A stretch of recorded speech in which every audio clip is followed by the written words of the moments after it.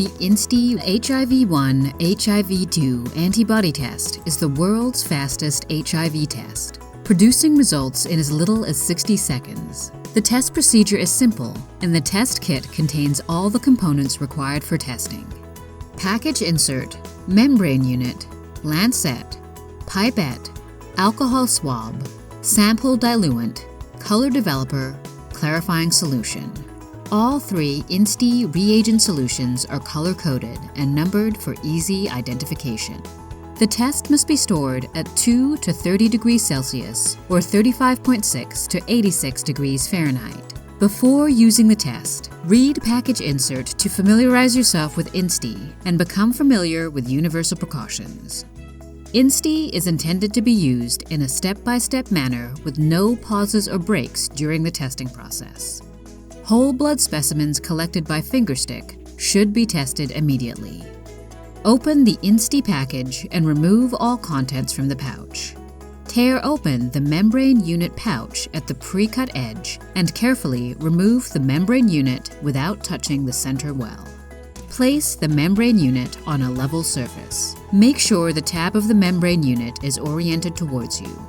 For sample identification purposes, the tab of the membrane unit may be labeled with the patient's name or identifier. InstHIV can be used with fingerstick blood, venous whole blood, serum specimens, and plasma specimens. Using standard venous phlebotomy procedures, collect a whole blood specimen in a tube containing any of the following anticoagulants: EDTA, lavender top, sodium heparin, green top, sodium citrate, light blue top. Other anticoagulants have not been validated and may give an incorrect result. Centrifuge the tube of blood at 1,000 to 1,200 grams for approximately 5 minutes to separate the blood cells from the plasma. Plasma may be stored at 2 to 24 degrees Celsius, 35.6 to 75.2 degrees Fahrenheit, for up to 5 days prior to testing. Carefully uncap the tube so as not to produce any aerosols.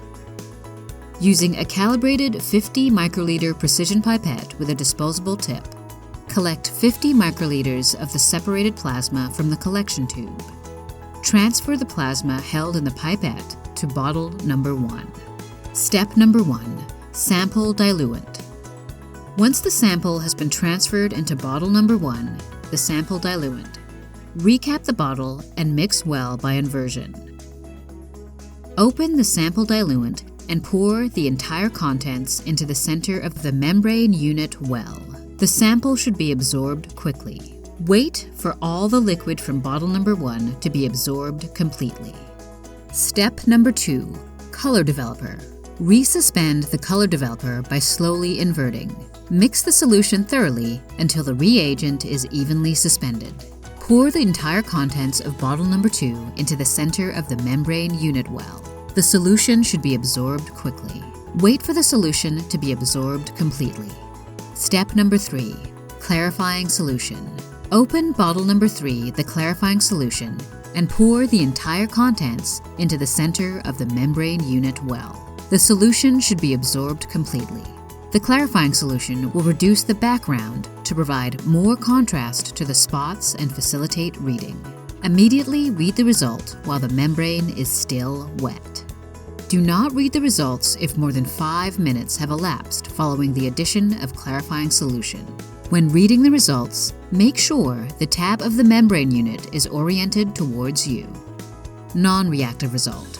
1 blue control spot that is clearly discernible above any background tint should appear on the membrane. The control spot indicates the test has been performed correctly and a human specimen has been used. Reactive result. 2 blue spots.